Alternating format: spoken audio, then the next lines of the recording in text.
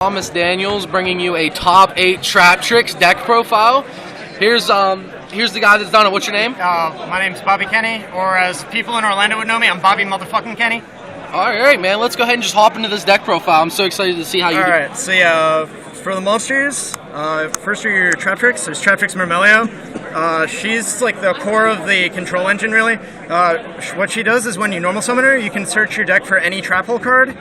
Well, any trap hole normal trap card, so you can't search Chaos Trap Hole, but that's not too relevant anyway. And if she's special summoned, you target a spell or trap your opponent controls and destroy it. And that second effect is mandatory, so like you can bring her off of like a Call the Hunter or something, even if they're like trying to MST it. Her effect will still trigger and blow stuff up, so it's pretty nice. And then I have 3 traptrix Atrax. She says that I can activate trap hole cards from my hand. And I can also, any normal trap cards that I control can't be negated. That second effect is actually really relevant, especially in games 2 and 3, because it allows me to use my Mirror Force, Deep Prison, Trap Hole cards under Royal Decree and Trap Stun. Like, I actually had one match where I was up against Infernities. They pushed through, they played Trap Hole and made a huge push. Or not Trap Hole, sorry. They played Trap Stun and made a huge push while I had Atrax out, and they end up swinging into a Mirror Force, and it cost them their whole board. So they just weren't expecting it. So this card was really clutch. Yeah. Well, like she really performed really well. Top 8. It's also nice because since I can activate trap holes from my hand, I can have like 3 or 4 back row set, and then have the trap hole cards in my hand. Yeah. And then it's like I have like 6 or 7 back row set at once. Yeah, it's pretty awesome. All right, and then to go along with them, I have 2 Beatron. This lets you send a face-up spell or trap you control to the graveyard to bring back an insect level 4 or lower. I can have it bring itself back for Key Beetle plays, or usually I'll have it bring back... You can target all this, right? Yeah, I can target these. Usually I'll target her. Yeah, so like send a used up continuous trap card and bring her out. She comes out in defense, and then gets to pop a back row, and I can either sit on this and use him again next turn if I can protect him, or I can just go into a rank 4. Did you ever find this card dead? A little bit, but... Like, he was also something that I could side out fairly confidently in matchups like Dragons, where it's like I need to just hold control. I'm not going to be making exceed plays anyway. Mm-hmm. Yeah, but like, he was dead on rare occasions, but for the most part, he's fine. Then I have 3 Mist Valley Falcon. This is the other half of the control engine here. Pretty much I play a ton of continuous trap cards that with him I can reuse. So like if my opponent summons a small effect monster, I can Fiendish Chain it, summon him out, and when he attacks, I have to return a card to my hand. So it's like, okay, you summon, like in Dragoonides, they'll go summon a Dux, I'll Fiendish Chain it, summon out this guy, swing, bounce the Fiendish Chain to my hand, kill the Dux, I have a Fiendish Chain for their next play. And yeah, it does some cool stuff with Safe Zone and Call the Haunted. Like, I can Safe Zone my opponent's monster, and then attack, bounce the Safe Zone, kill it, and attack something else. Yeah. So yeah, I've done that plenty of times. Yeah, and then the last are just a few basic stun cards. I main deck 1 Fossil Dino, pairs well with Call the Haunted. Essentially, it makes it into like a Venny's Emptiness of sorts. And yeah, he's just really annoying. Most decks have to deal with him. And then I play 1 Sea King, best anti-meta card, period, in my opinion. So, and then 1 Grand Mole. Grand Mole puts in a lot of work against synchros, exceeds, and whenever you get your opponent into a situation where they're stuck on the defensive, this guy can just pick away their monsters and let you swing in with other stuff. And yeah, last but not least is 1 Tsukiyomi. She's useful with dealing with some troublesome continuous effects, but mostly she's in there for her combos with Mist Valley Falcon. Like, I can, with Call the Haunted and Safe Zone and stuff, I can use them to protect my own stuff. Or like, I can Call the Haunted something, flip it down, and then with her, and then bounce the Call the Haunted with Falcon, and still keep the monster. Same with Safe Zone, as I can Safe Zone to save one of my monsters, flip it down, Falcon, bounce the Safe Zone, reuse it again. And it's also, yeah, and like if my opponent has like something really big that I Fiendish Chained, I can flip that down in order to recycle the Fiendish Chain without killing off my own monsters. Yeah, so that's it for the monsters. Spell lineup's really simple, 3-pot duality. You just want to dig into your cards so that you can, like, you generally want a setup of multiple different trap holes and a couple other back row, and then some solid monster. like even if it's just like the Murmelio, like if I have Murmelio and 3 or 4 back row, I'm set. This helps polish out those. 1 Book of Moon, just general staple card, works well against almost anything in almost any situation. So, and then Dark Hole, staple, whiteboard, and 1 Seal of Orichalcos. Oh, how was that for you today? This thing, pretty much any sort of slower control matchup, this thing was like MVP. But I decided out against dragons, because with dragons, like the 500 attack boost against like Blackwings, Constellars, Evil Swarm, that's like huge. Meanwhile, the 500 boost against like the dragons, well, my biggest monster is Falcons, so that means it's 25, which still loses out to Tidal and Blaster. So yeah, but like this thing, it pretty much allows me to not have to go into my extra deck to have big controlling plays, and any other rogue or controlling deck just struggles once I get this. Yeah. Actually, normally when I'm playing Seal, I play 2 because I can set 1 over the second one if I absolutely have to get into my extra deck. Yeah. But because I have Misfly Falcon and B-Tron to get rid of it, you can get away with only playing the 1 and never. You generally don't have to worry about it backfiring. Yeah, that's it for the spells, just the 6. As for the traps, there's a Trapple suite of 3 Trapples, 3 regular Trapples. Why did you decide to play 3 regular Trapples instead of mixing up like Deep Dark and like other stuff like that? Well, pretty much regular almost every deck there is normal summons. Like, the only deck I can think of that this isn't good against is, like, non-Dragoonity Dragon Rulers, it's so-so, and Spellbooks. But even against Spellbooks, you can use this against, like,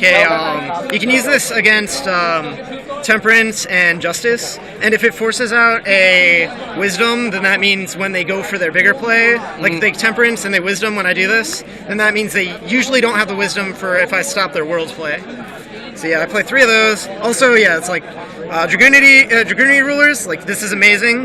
Like, I was actually round 8 I was up against Tyree Tinsley. Game 1, I ended up having 2 trap holes, and I ended up using trap hole to stop his turn 1 and turn 2 Ducks play. So yeah, they put in a lot of work. Was that round 8? That was round 8. Round 8. Yeah. And then along with that, I play 3 Void Trap Hole. This is pretty staple for like your Dragon matchup, correct? Yeah, this is Dragon matchup, Mermail matchup. Works any deck that goes into larger exceeds. Like, this thing's really good against Constellars and Evil Storm too. This card's really underrated too. Yeah, it's if you don't know what it does, which a lot of people I'm sure don't, it's when your opponent special summons a monster with 2,000 or more attack, you negate its effects, and if you do, you destroy it. One downside is, unlike Bottomless, it can only hit one of the monsters. If your opponent returns and you use this, you can only hit one of them. Which is why usually my turn 1 play, if I'm using Murmelio, I try to make sure I have these 2, and I'll save the Bottomless as long as possible because it's the most versatile one.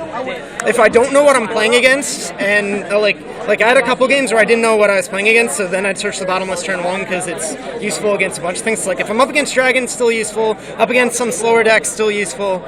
But as soon as I know what I'm going against, I just try and get these 2. Like, this will stop normal summons, this will stop the special summons. Very little doesn't get hit by both of these, so yeah. And of course, yeah, the 1 Bottomless. Staple card already, even better in here because you can search it. 1 more summon stop with Solemn Warning, another staple card, just stops everything.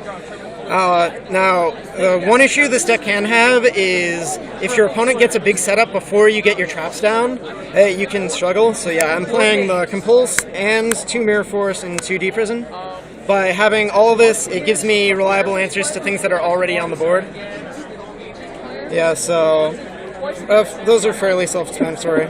Yeah, and it's also useful that these are being normal traps. They're hard to, if I have Atrax out, my opponent can't negate them. So yeah, like these things can go through Decree and Trapstone like crazy. So. Did you play an Evil Swarm? I did not play an Evil Swarm. Oh, I played against GKs, Blackwings, 3 Dragons, Constellars, Prophecy. How many is that now? 1, 2, 3, 4, 5. That's 8. What was the last? Oh, and Infernities. Well, what was your only loss to?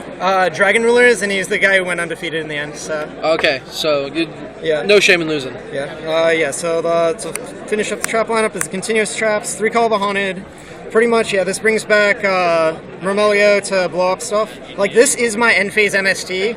Well, I don't main deck MSTs, but this is with Murmelio essentially is MST, as long as my opponent isn't playing As long as my opponent doesn't have Decree or Skill Drain, yeah, it does just as well. And then 3 Fiendish Chain, already went through those later. Just stops effect monsters, stops attacks. Really underrated card right now. A lot of people aren't playing it, but in my opinion, this is my favorite trap in the entire game. And then 2 Safe Zone. Let's hurry up and run through the extra deck. All right, so extra deck, we have Maestro, Laval Chain, it's just kind of filler, Emerald, Direwolf, Dweller, Papal Operative. This thing was the MVP from my extra deck, won so many games. Hey, yell when you hear your name. Woo!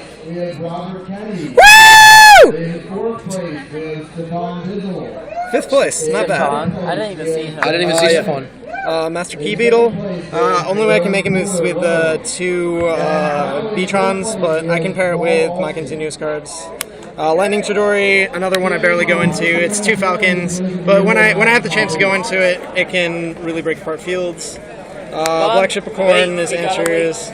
Steel Swarm Roach, Cowboy, Gemini Pearl, Utopia. I was playing Utopia Ray just because I didn't have This is the top 8 trap tricks. Yeah, I was playing Utopia Ray just because I didn't have I wanted to play the Evil Swarm Ouroboros, but I didn't have one, so I just used this as filler. And then Crazy Box. This ended up winning my game 2 against Tyree Tinsley. He had Skill Drain up. I was able to go into this, and this thing just won the game from there.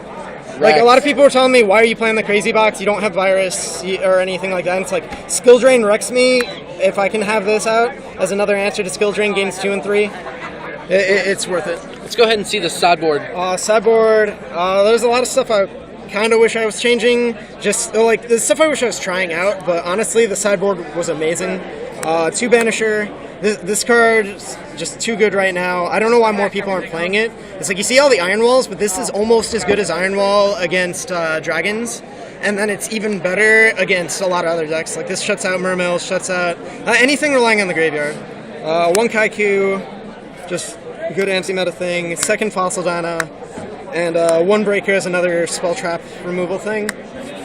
The 3 MSTs. These came in almost every game because I was generally always expecting, like I was either up against some heavy back row deck where these were useful, or I was expecting my opponent to side in Decree or Skill Drain, or both. So yeah, those are in there for that. 2 Iron Wall, just stop banishing stuff. 1 Debunk, I'd probably play 2 of these, but I only own 1. 1 Traptrix Trapple Nightmare.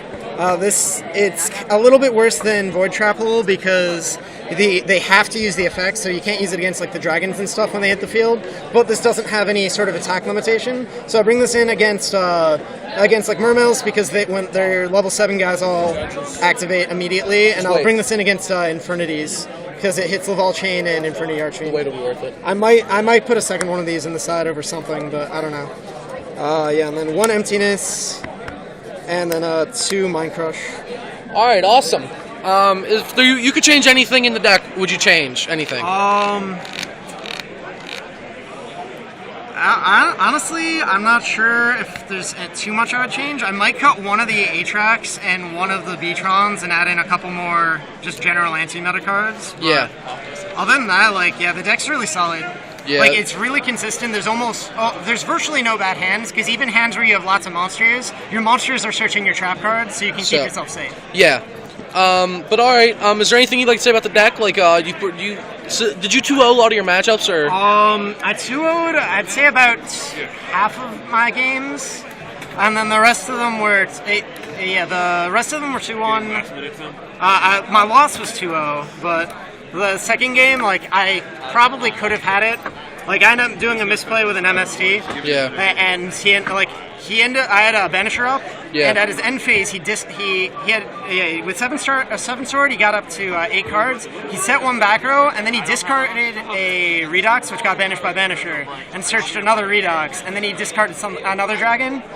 And then it's like, okay, I'm pretty sure he's setting up for a return play, so I MST'd the back row, and then it was just a Raigeki break. Next turn he set and flipped a Decree, and that's what did me in. Alright, well, hey, thanks for the deck profile, man. Congratulations on your top, and we hope to see more of you.